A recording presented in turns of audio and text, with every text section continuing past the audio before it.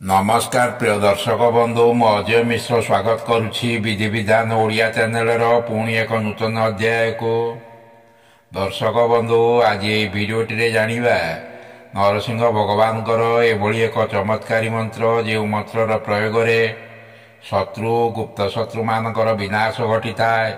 शत्रु जेते बलियान हेउ शत्रु जेते शक्तिशाली बा धनशाली होइतिले मध्य यही मंत्र प्रयोग फल से जे कई शत्रु होता ना कहीं निश्चय से मानकर विनाश घटी थाए।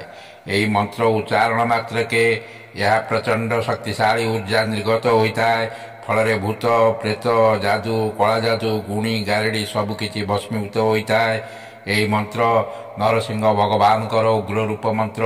यही मंत्र को आपण सकाळे स्नान पर 7 थर 11 थर 21 थर कि 31 थर जप करें। मंत्र जप पाई से भली कौन बंधन नहीं।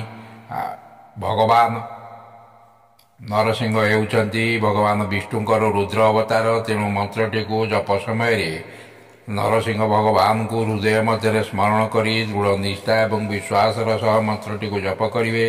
एटारे कही रखुची कि दर्शक बंधु जदि आपण राति दुस्वप्न देखुता तेरे शोवा पूर्वर मंत्रटी को 11 थर निश्चय जप करूँ। या द्वारा आपण आउ केबे भी राति दुस्वप्न देखिबे नहीं। एबे आसंतु जानिया मंत्रटी को। मंत्रटी एहीपरि ओम उग्र नरसिंहाय विद्महे वज्र नखाय धीमहि तन्नो नरसिंह प्रचोदयात्। ओम उग्र नरसिंहाय विद्महे वज्र नखाय धीमहि तन्नो नरसिंह प्रचोदयात्।